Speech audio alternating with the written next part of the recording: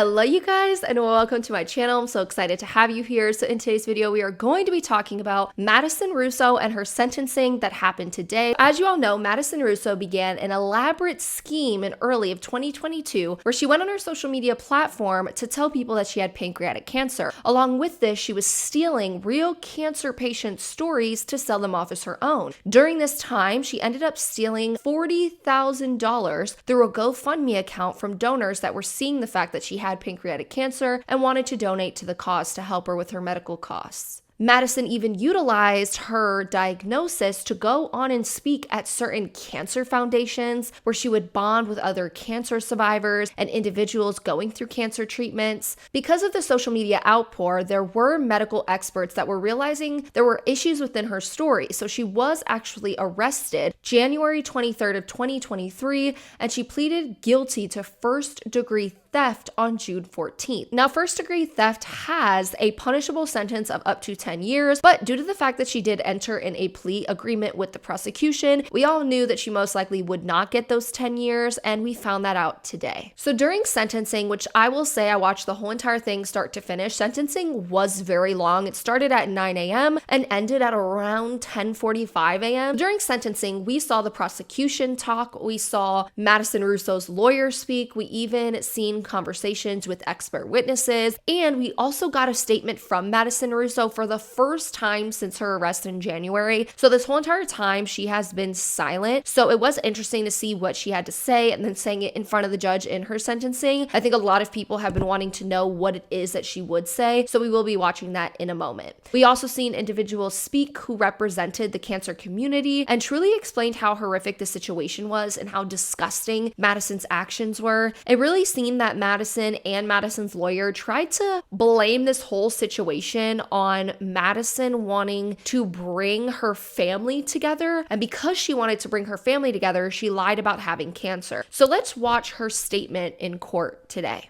I'm going to try my best. This experience, has been by far one of the most difficult things to navigate in my life. It has been very scary and challenging in more ways than one. I fully acknowledge that what I did was wrong, and I am incredibly sorry. If there was anything I could do to take it back, I would. The reality is that I can't. The only thing I can do is correct it, learn from it, and move forward. I beat myself up about it the whole last year in silence because I didn't know how to tell anybody what was going on. After January, I have continually beat myself up about it as well. I realize that I can't undo the past, but that doesn't mean that I still can't walk away from this experience as a better human and move forward. My goal now is to make amends in the ways I can, try to learn from my mistakes, figure out how I got myself here so I don't repeat this terrible mistake, and do what I can to turn this lesson into a positive, with the hope that I can make amends and hopefully positively influence the many people touched by my poor choices, cancer, or people mistakenly thinking about following in a similar mistaken path. A lot of people have made speculation as to why I did this and how somebody who looked like they had everything together could have such a mess. I didn't do this for money or greed. I didn't do this for attention. I did this in an attempt to try and get my family back together.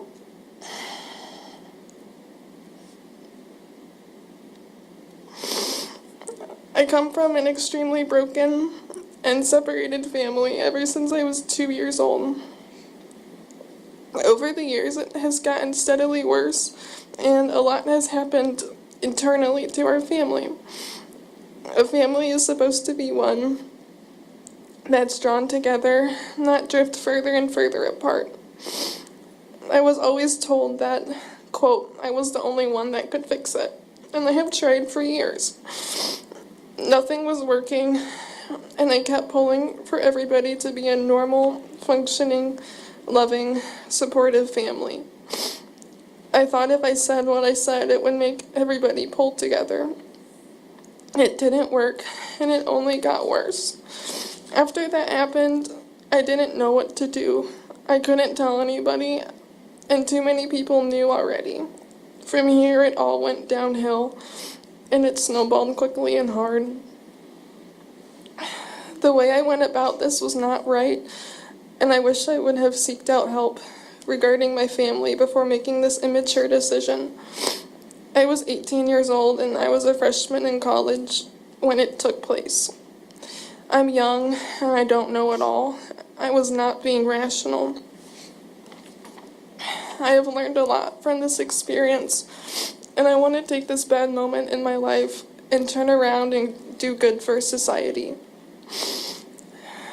I want this to reach an audience to say that it is okay if you are struggling and you need help. It is not a sign of weakness to say that you need help with something and you're not okay. I wish I would have done this a long time ago. It is also a reminder that everybody is silently battling something and you never know what is going on in somebody's life. Let this be a reminder to give each other more grace and compassion. Some might say I looked like I had it all together. I didn't. Instead, I had a situation I was stuck in a family that was, well, about as far from family as it can get. I had deep wounds I never learned how to heal from little on. I'm not afraid to admit that because it meant I finally learned how to heal from the inside out and realize that I am not God. I can't fix everything that is not in my control. All I can do is be a better version of myself every day, step by step.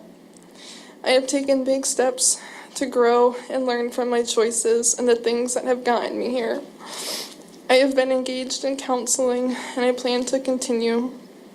I've also continued working. I am set to finish college in May and start an exciting new chapter in my career that I feel fortunate to have.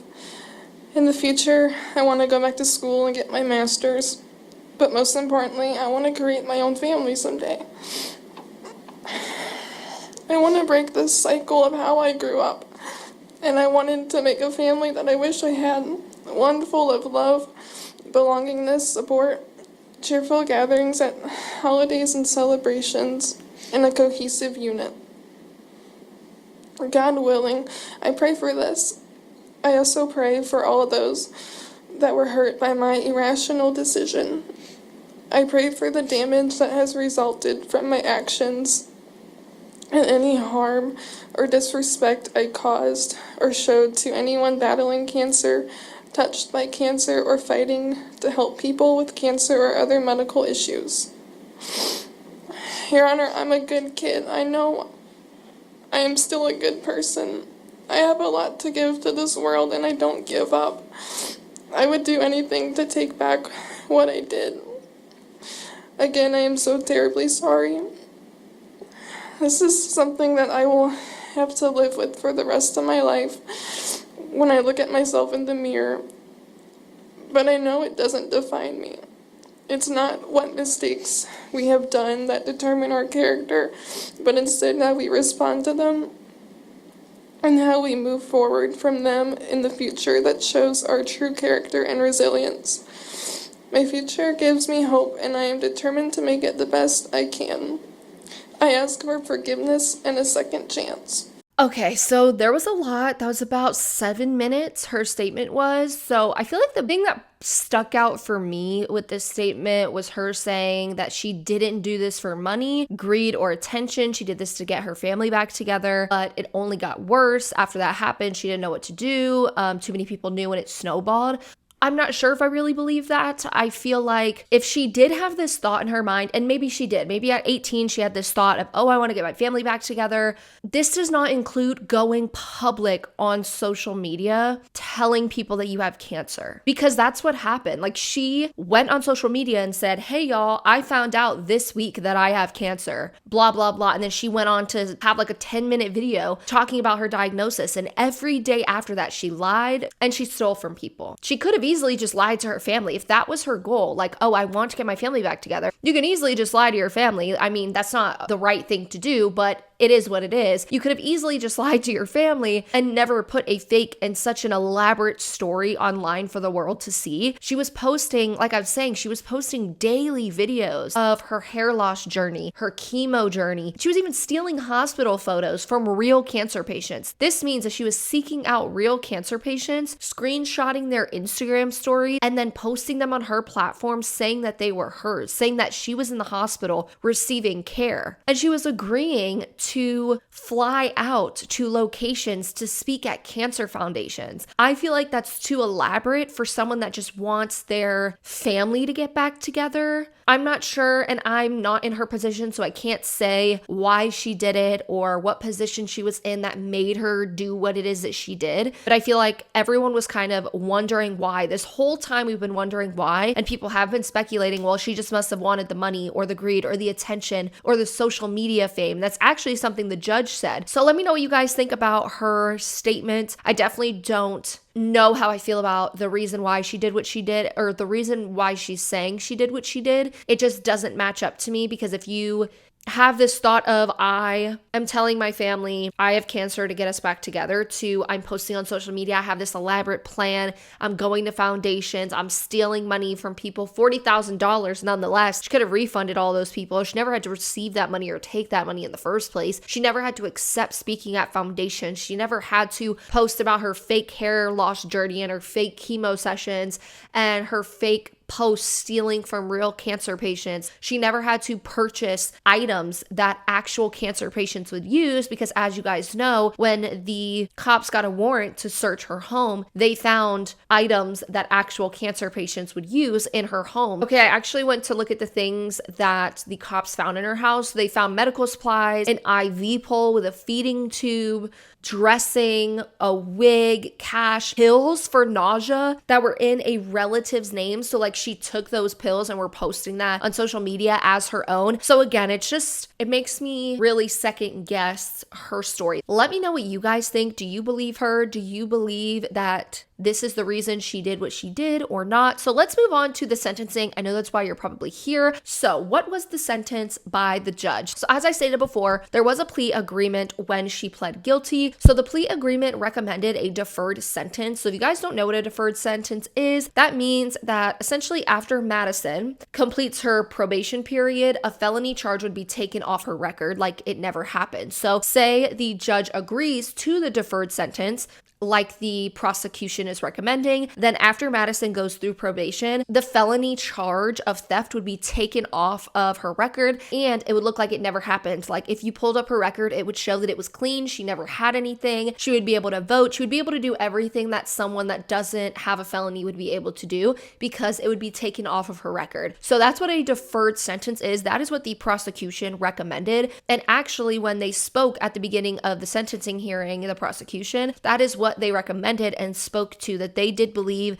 that she deserved a deferred sentence. So just because the prosecution recommends a deferred sentence doesn't mean that it's going to happen. So this is what the judge said about the deferred sentence. So the judge stated that he did not agree with this recommendation because he believes, quote, there is a good purpose served by having people with whom you, aka Madison, will interact with in the future know at one time you engaged in this criminal scheme. Serious crimes must have serious consequences to deter both you and others from such crimes in the future. Granting a deferred judgment in my mind would send the wrong message, end quote. He also stated that he did not agree with the deferred statement because of the fact that this scheme will make people hesitant of donating to causes in the future for people who really need it, and it's going to make people second guess donating because people are going to be thinking things like GoFundMes and stuff like that are a scam. So I definitely think that what he said is valid, and I 100% agree with the judge. So the judge did not agree with the deferred statement and stated that he would not be agreeing with that and that would not be happening. She will forever have the theft charge on her record. With all of that being said, the official sentence was what we call a suspended sentence, meaning instead of the 10 years in prison for felony theft, she will serve 3 years probation. Her probation includes paying back the $39,000 in restitution, making a commitment to not committing any other crimes. That's like common knowledge. And she must perform 100 community service hours. Along with that, she's going to have to pay back the attorney's fees, the court fees, and all of that. But they had an issue with like the number in court, so they are going to determine what the amount is at a later date. So no, she will not be serving prison time. Instead of the 10 years, she will be serving 3 years probation. If at all she does not go through with probation, she fails anything throughout the probation period, she doesn't do the community service hours, etc., she will end up going through the legal system once again. But if she doesn't, she will serve the 3 years, she will be off probation, and then she will still continue to have that felony charge on her record. The judge does not agree with having the felony charge ever taken off of her record. Now, in conclusion, my opinions, I think that the judge did a really good job with his statement. His statement was about 18 minutes long, where he kind of went through everything and then gave her sentencing. I think he did a good job at mentioning how horrific her actions were, how her actions were not just like a momentary lapse of judgment, but rather a horrifically long scam and scheme she could have stopped at any point in time, but rather did not until she was caught. He also did mention how he was concerned about her tendency to divert blame onto her family and her mother, which I agree with completely, and was my criticism with her statement that she actually made in court. I think it's one thing to lie to your family to attempt to bring your family together and having that thought process, but it's another to go online, make a whole account to convincing people you have cancer for over a year with no end in sight, and then only stopping that because you got arrested and you got caught. I think going forward, I hope that this doesn't stop people from donating in the future. I think that the judge brought up a good point. If you guys do go and watch the sentencing, I really recommend it if you have extra time to do so. It was interesting to watch, and the judge brought up good points. He said that. He was like, I'm not going to defer this sentence because that just shows people that now they can go out and scam people if I just defer your sentence. And on top of that, this deters people from actually donating in the future. And people need donations, people need help, and people with cancer need help with medical bills, etc. And you having this type of scam and it being so publicized is going to have a lot of people second guessing if they should donate in the future. And that's definitely been a concern with a lot of people that I've seen on the internet with my past video on Madison Russo. It was definitely a lot of comments I've seen of people being like, yep, this is definitely a concern I have now, is donating in the future. Do I want to donate? Because now I don't know if the person's telling the truth or not. And Madison Russo, I will say, is not the first person to do this. There has been a couple of other people in the past that I did not know about until I actually covered Madison Russo and people had mentioned them that also did the same thing, where they said that they had cancer or some other type of illness and then they did scam people. So this isn't just a one-off, and it is a reason why a lot of people are scared to donate. And I think it's a huge concern, and it's a hope moving forward that people stop doing this and people see that you can actually get punished for it